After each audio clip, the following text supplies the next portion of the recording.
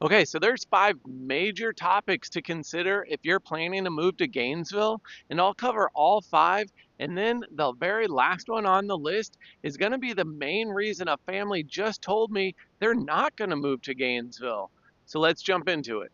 So the first topic is going to be the job market, and I'll just put it out there. Gainesville doesn't have the biggest and best job opportunities around. I mean, Gainesville is still a relatively small town, and the job market can be a little bit limited. Now, if you're in healthcare, education, tech, and research, you're probably going to be fine. I mean, the University of Florida Shands Hospital is a large institution, so there are lots of jobs there. But when it comes to some of those other categories, Gainesville can be a little bit lacking. There are a lot of great smaller local businesses, but those places aren't always hiring, and it can be a little bit difficult to get your foot in the door in some of those. So, I mean, Gainesville isn't just a huge town with tons of corporations and tons of big factories or anything like that. So, definitely keep that in mind because a lot of the people I talk to are expecting way more job opportunities than they actually end up finding. Next on the list is going to be the weather. Obviously, it's Florida. It's going to be hot and humid. And even though you may know that and hear that in some of these videos or read in different places, the humidity is a major factor. And another thing that goes along with that we have a big issue with is going to be allergies. So if you have problems with either of those, just plan accordingly and be prepared. The good news is this north central Florida location does keep us insulated from those major hurricanes. The question I get all the time is about the storms and the hurricanes. And luckily for the majority of people that live in Gainesville, it's not a major issue. By the time some of those major hurricanes come this far inland, they've been downgraded to tropical storms. We will see some strong winds and some downed trees and that sort of thing, but definitely not the major damage that the coastline is seeing. So that's one of the good things. You also never have to worry about shoveling snow. You do just have to deal with being hot and sweaty. So real quick, my name is Donavan Arnold, and I was born and raised here in Gainesville, and I've been helping people buy and sell homes for more than a decade now. I put out these videos to share with others exactly what they can expect if they're moving to the area. We talk about things like the best schools, the best places to live, and all the things there are to do. But if you have any specific questions about Gainesville, just give me a call, shoot me a text, or send me an email.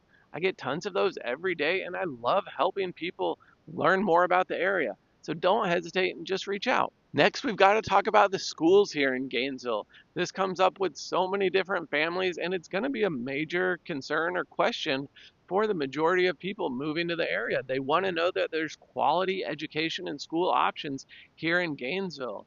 So I was born and raised here. I went through the public school system here, but it has changed a lot over the years. We do have three boys who all went to public elementary school here, and we had some amazing teachers. We were at what was considered to be an A-level school, and so we did have overall, I'll say, a good experience. We did have a couple of tough years, though, with a couple of teachers who weren't the most engaged. Maybe they were already planning for retirement. It was also sort of during that COVID time. So there were some challenging experiences at what was considered an A school with a lot of great teachers. So I'll say you don't want to write off one specific school as good or bad. There's so many different factors that come into play. Ideally, you'd be able to meet with the principal, walk around the school, maybe talk to some of the teachers, the resource officer, just lean on a lot of that local information so you can make the best decision. But one thing that's really changing the school scene here in the state of Florida and in Gainesville is going to be the Step Up voucher program.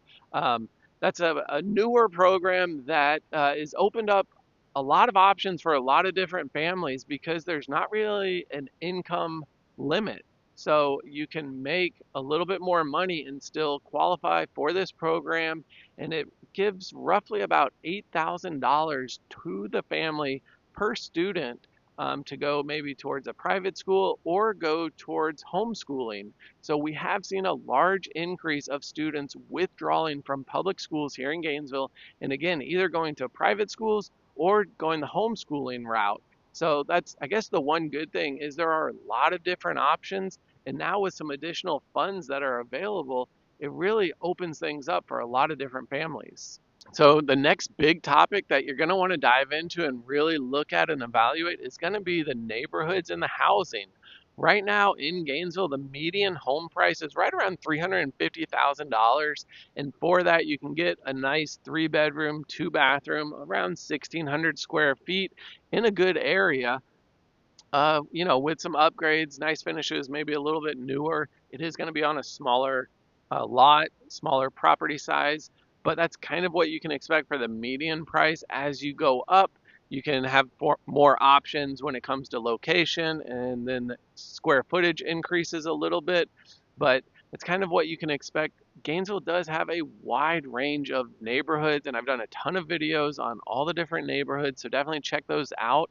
But there's a lot of different options out there depending on exactly what you're looking for. The one other good thing that comes up all the time is going to be insurance and the cost of insurance in the state of Florida.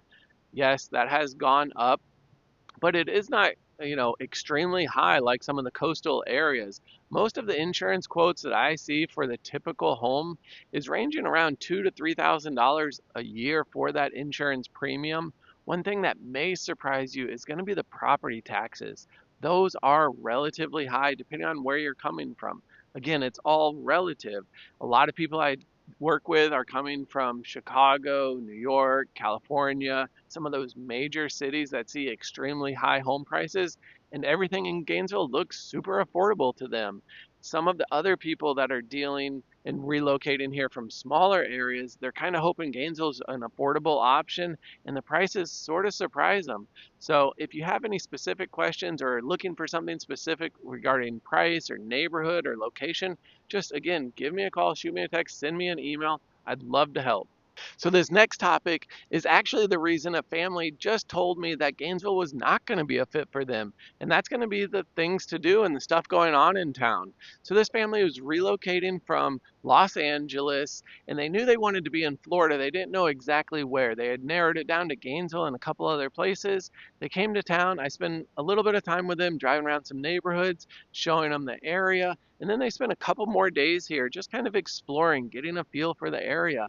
And at the end of that, they told me that they felt like Gainesville just did not have enough going on. Again, coming from Los Angeles, they had different events, things to do every single night. They just had a very busy social calendar, and they didn't see the ability to sort of recreate that here in Gainesville. They ended up opting for Orlando, which was, a little bit more like what they were used to.